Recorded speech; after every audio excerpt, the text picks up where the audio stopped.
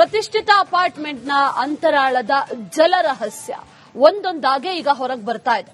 ಈ ಕಲುಷಿತಗೊಂಡಂತಹ ನೀರು ತಮ್ಮದಲ್ಲ ಅಂತ ಜಲಮಂಡಳಿ ಅಂತರವನ್ನ ಕಾಯ್ದುಕೊಂಡಿದೆ. ಈ ನಡುವೆ ಕೋಣನಕುಂಟೆ ಠಾಣೆಯಲ್ಲಿ ದಾಖಲಾದಂತಹ ಎನ್ಸಿಆರ್ ಪ್ರಕರಣಕ್ಕೆ ಹೊಸ ಟ್ವಿಸ್ಟ್ ಸಿಕ್ಕಿದೆ.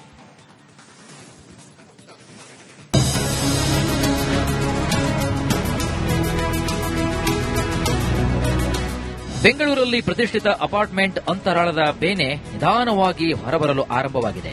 ದಿನದಿಂದ ದಿನಕ್ಕೆ ಉಲ್ಬಣಗೊಳ್ಳುತ್ತಿರುವಂತಹ ಕರಳು ಬೇನೆ ಪ್ರಕರಣದ ಅನುಮಾನದ ಹುತ್ತ ಬೆಳೆದು ನಿಂತಿದೆ. ಅಪಾರ್ಟ್ಮೆಂಟ್ನಲ್ಲಿ ಕರಳು ಬೇನೆ, ಜನರು ಕಂಗಾಲು. ರಿಪೋರ್ಟ್ ನೆಗೆಟಿವ್ ಬಂದರೂ ತಪ್ಪದ ಸಂಕಷ್ಟ. ಬೆಂಗಳೂರಿನ ಪ್ರತಿಷ್ಠಿತ ಜನವಸತಿ ಕಟ್ಟಡದಲ್ಲಿ ನೀರಿನ ಹಾಹಾಕಾರ ಕಾಡುತ್ತಿದೆ. ಅಪಾರ್ಟ್ಮೆಂಟ್ನಲ್ಲಿ ನೀರು ಕಲುಷಿತಗೊಂಡಿದೆಯಂತ ನವೆಂಬರ್ 18ರಂದು ದೃಢವಾಗಿತ್ತು. ಈ ಬೆನ್ನಲ್ಲೇ ಜಲಮಂಡಳಿಯಿಂದ ನವೆಂಬರ್ 18ರಂದು ಅಪಾರ್ಟ್ಮೆಂಟ್ ಮ್ಯಾನೇಜರ್ಗೆ ಪತ್ರವನ್ನು ಬರೆಯಲಾಗಿತ್ತು. ಅಲ್ಲದೆ ನವೆಂಬರ್ 29ರವರೆಗೂ ನೀರು ಸಪ್ಲೈ ಕೂಡ ಬಂದ್ ಮಾಡಲಾಗಿತ್ತು. ಇದಾದ ಬಳಿಕ ನವೆಂಬರ್ 20 ಮತ್ತು 25ರಂದು ಮತ್ತೊಂದು ಟೆಸ್ಟ್ನಲ್ಲಿ ನೆಗೆಟಿವ್ ಬಂದಿತ್ತು. ಬಟ್ ರಿಪೋರ್ಟ್ ನೆಗೆಟಿವ್ ಬಂದರೂ ಇದೀಗ ಕರಳು ಬೇನೆ ಪ್ರಕರಣ ಮಾತ್ರ ನಿಲ್ತಾ ಇಲ್ಲ. ನಿನ್ನೆ ಮತ್ತೆ 27 ಪ್ರಕರಣ ಕಾಣಿಸಿಕೊಂಡಿದ್ದು ಇದರಿಂದ ಅಪಾರ್ಟ್ಮೆಂಟ್ ನಿವಾಸಿಗಳಲ್ಲಿ ಆತಂಕ ಮನೆ ಮಾಡಿದೆ.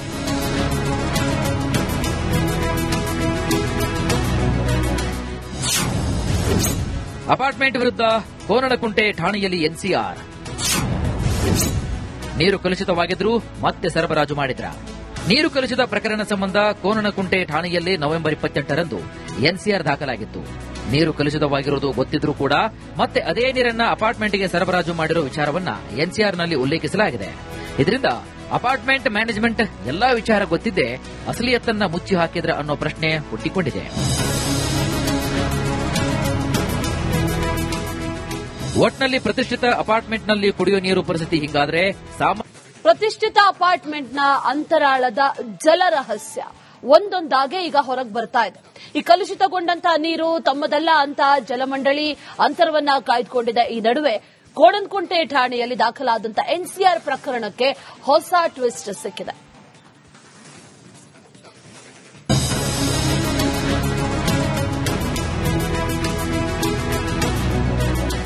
ಬೆಂಗಳೂರಲ್ಲಿ ಪ್ರತಿಷ್ಠಿತ ಅಪಾರ್ಟ್ಮೆಂಟ್ ಅಂತರಾಳದ ಬೇನೆ ನಿಧಾನವಾಗಿ ಹೊರಬರಲು ಆರಂಭವಾಗಿದೆ.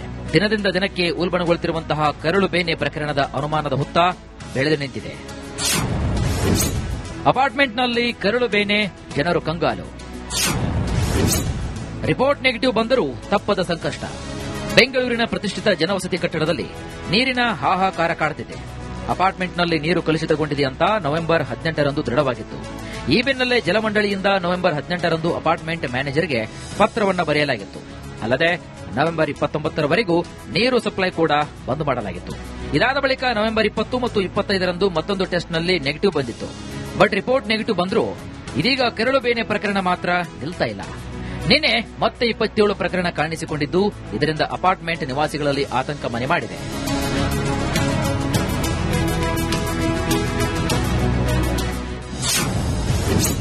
ಅಪಾರ್ಟ್ಮೆಂಟ್ ವಿರುದ್ಧ ಕೋಣನಕುಂಟೆ ಠಾಣೆಯಲ್ಲಿ ಎನ್ಸಿಆರ್. ನೀರು ಕಲುಷಿತವಾಗಿದ್ರೂ ಮತ್ತೆ ಸರಬರಾಜು ಮಾಡಿದ್ರ. ನೀರು ಕಲುಷಿತ ಪ್ರಕರಣ ಸಂಬಂಧ ಕೋಣನಕುಂಟೆ ಠಾಣೆಯಲ್ಲಿ ನವೆಂಬರ್ 28ರಂದು ಎನ್ಸಿಆರ್ ದಾಖಲಾಗಿತ್ತು. ನೀರು ಕಲುಷಿತವಾಗಿರುವುದು ಗೊತ್ತಿದ್ರೂ ಕೂಡ ಮತ್ತೆ ಅದೇ ನೀರನ್ನ ಅಪಾರ್ಟ್ಮೆಂಟ್ಗೆ ಸರಬರಾಜು ಮಾಡಿರುವ ವಿಚಾರವನ್ನ ಎನ್ಸಿಆರ್ನಲ್ಲಿ ಉಲ್ಲೇಖಿಸಲಾಗಿದೆ. ಇದರಿಂದ ಅಪಾರ್ಟ್ಮೆಂಟ್ ಮ್ಯಾನೇಜ್ಮೆಂಟ್ ಎಲ್ಲಾ ವಿಚಾರ ಗೊತ್ತಿದ್ದೇ ಅಸಲಿಯತ್ತನ್ನ ಮುಚ್ಚಿ ಹಾಕಿದ್ರ ಅನ್ನೋ ಪ್ರಶ್ನೆ ಹುಟ್ಟಿಕೊಂಡಿದೆ. ಒಟ್ನಲ್ಲಿ ಪ್ರತಿಷ್ಠಿತ ಅಪಾರ್ಟ್ಮೆಂಟ್ನಲ್ಲಿ ಕುಡಿಯುವ ನೀರು ಪರಿಸ್ಥಿತಿ ಹಿಂಗಾದ್ರೆ ಪ್ರತಿಷ್ಠಿತ ಅಪಾರ್ಟ್ಮೆಂಟ್ನ ಅಂತರಾಳದ ಜಲರಹಸ್ಯ ಒಂದೊಂದಾಗೆ ಈಗ ಹೊರಗೆ ಬರ್ತಾ ಇದೆ. ಈ ಕಲುಷಿತಗೊಂಡಂತಹ ನೀರು ತಮ್ಮದಲ್ಲ ಅಂತ ಜಲಮಂಡಳಿ ಅಂತರವನ್ನ ಕಾಯ್ದುಕೊಂಡಿದೆ. ಈ ನಡುವೆ ಕೋಣನಕುಂಟೆ ಠಾಣೆಯಲ್ಲಿ ದಾಖಲಾದಂತಹ ಎನ್ಸಿಆರ್ ಪ್ರಕರಣಕ್ಕೆ ಹೊಸ ಟ್ವಿಸ್ಟ್ ಸಿಕ್ಕಿದೆ.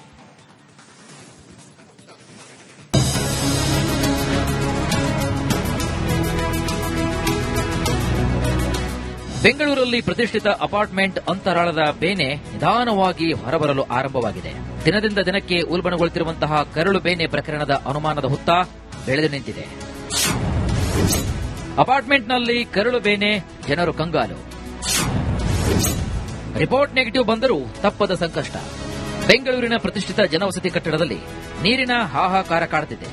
ಅಪಾರ್ಟ್ಮೆಂಟ್ನಲ್ಲಿ ನೀರು ಕಲುಷಿತಗೊಂಡಿದೆಯಂತ ನವೆಂಬರ್ 18ರಂದು ದೃಢವಾಗಿತ್ತು. ಈ ಬೆನ್ನಲ್ಲೇ ಜಲಮಂಡಳಿಯಿಂದ ನವೆಂಬರ್ 18ರಂದು ಅಪಾರ್ಟ್ಮೆಂಟ್ ಮ್ಯಾನೇಜರ್ಗೆ ಪತ್ರವನ್ನ ಬರೆಯಲಾಗಿತ್ತು. ಅಲ್ಲದೆ ನವೆಂಬರ್ 29ರವರೆಗೂ ನೀರು ಸಪ್ಲೈ ಕೂಡ ಬಂದ್ ಮಾಡಲಾಗಿತ್ತು. ಇದಾದ ಬಳಿಕ ನವೆಂಬರ್ 20 ಮತ್ತು 25ರಂದು ಮತ್ತೊಂದು ಟೆಸ್ಟ್ನಲ್ಲಿ ನೆಗೆಟಿವ್ ಬಂದಿತ್ತು. ಬಟ್ ರಿಪೋರ್ಟ್ ನೆಗೆಟಿವ್ ಬಂದರೂ ಇದೀಗ ಕೆರಳು ಬೇನೆ ಪ್ರಕರಣ ಮಾತ್ರ ನಿಲ್ತಾ ಇಲ್ಲ. ನಿನ್ನೆ ಮತ್ತೆ 27 ಪ್ರಕರಣ ಕಾಣಿಸಿಕೊಂಡಿದ್ದು ಇದರಿಂದ ಅಪಾರ್ಟ್ಮೆಂಟ್ ನಿವಾಸಿಗಳಲ್ಲಿ ಆತಂಕ ಮನೆ ಮಾಡಿದೆ.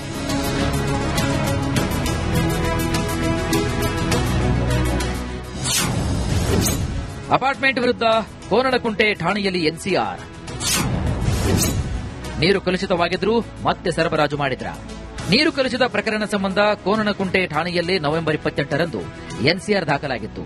ನೀರು ಕಲುಷಿತವಾಗಿರುವುದು ಗೊತ್ತಿದ್ರೂ ಕೂಡ ಮತ್ತೆ ಅದೇ ನೀರನ್ನ ಅಪಾರ್ಟ್ಮೆಂಟ್ಗೆ ಸರಬರಾಜು ಮಾಡಿರೋ ವಿಚಾರವನ್ನ ಎನ್ಸಿಆರ್ನಲ್ಲಿ ಉಲ್ಲೇಖಿಸಲಾಗಿದೆ. ಇದರಿಂದ ಅಪಾರ್ಟ್ಮೆಂಟ್ ಮ್ಯಾನೇಜ್ಮೆಂಟ್ ಎಲ್ಲಾ ವಿಚಾರ ಗೊತ್ತಿದ್ದೇ ಅಸಲಿಯತ್ತನ್ನ ಮುಚ್ಚಿ ಹಾಕಿದ್ರ ಅನ್ನೋ ಪ್ರಶ್ನೆ ಹುಟ್ಟಿಕೊಂಡಿದೆ. ಒಟ್ನಲ್ಲಿ ಪ್ರತಿಷ್ಠಿತ ಅಪಾರ್ಟ್ಮೆಂಟ್ನಲ್ಲಿ ಕುಡಿಯುವ ನೀರು ಪರಿಸ್ಥಿತಿ ಹಿಂಗಾದ್ರೆ ಪ್ರತಿಷ್ಠಿತ ಅಪಾರ್ಟ್ಮೆಂಟ್ನ ಅಂತರಾಳದ ಜಲರಹಸ್ಯ ಒಂದೊಂದಾಗೆ ಈಗ ಹೊರಗೆ ಬರ್ತಾ ಇದೆ. ಈ ಕಲುಷಿತಗೊಂಡಂತಹ ನೀರು ತಮ್ಮದಲ್ಲ ಅಂತ ಜಲಮಂಡಳಿ ಅಂತರವನ್ನ ಕಾಯ್ದುಕೊಂಡಿದೆ. ಈ ನಡುವೆ ಕೋಣನಕುಂಟೆ ಠಾಣೆಯಲ್ಲಿ ದಾಖಲಾದಂತಹ ಎನ್ಸಿಆರ್ ಪ್ರಕರಣಕ್ಕೆ ಹೊಸ ಟ್ವಿಸ್ಟ್ ಸಿಕ್ಕಿದೆ.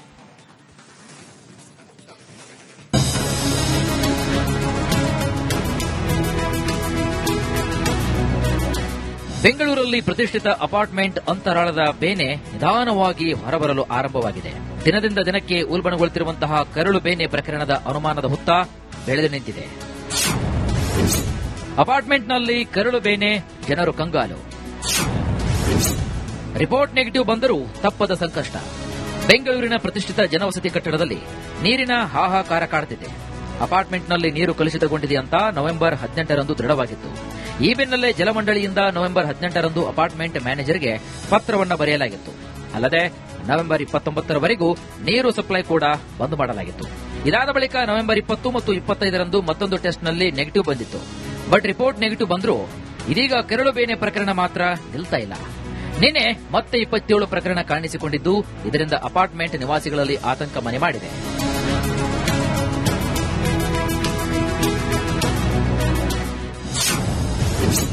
ಅಪಾರ್ಟ್ಮೆಂಟ್ ವಿರುದ್ಧ ಕೋನನಕುಂಟೆ ಠಾಣೆಯಲ್ಲಿ ಎನ್ಸಿಆರ್. ನೀರು ಕಲುಷಿತವಾಗಿದ್ರೂ ಮತ್ತೆ ಸರಬರಾಜು ಮಾಡಿದ್ರ? ನೀರು ಕಲುಷಿತ ಪ್ರಕರಣ ಸಂಬಂಧ ಕೋನನಕುಂಟೆ ಠಾಣೆಯಲ್ಲಿ ನವೆಂಬರ್ 28ರಂದು ಎನ್ಸಿಆರ್ ದಾಖಲಾಗಿತ್ತು. ನೀರು ಕಲುಷಿತವಾಗಿರುವುದು ಗೊತ್ತಿದ್ರೂ ಕೂಡ ಮತ್ತೆ ಅದೇ ನೀರನ್ನ ಅಪಾರ್ಟ್ಮೆಂಟ್ಗೆ ಸರಬರಾಜು ಮಾಡಿರೋ ವಿಚಾರವನ್ನ ಎನ್ಸಿಆರ್ನಲ್ಲಿ ಉಲ್ಲೇಖಿಸಲಾಗಿದೆ.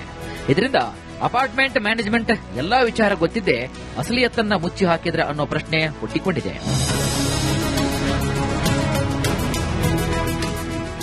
ಒಟ್ನಲ್ಲಿ ಪ್ರತಿಷ್ಠಿತ ಅಪಾರ್ಟ್ಮೆಂಟ್ನಲ್ಲಿ ಕುಡಿಯುವ ನೀರು ಪರಿಸ್ಥಿತಿ ಹಿಂಗಾದ್ರೆ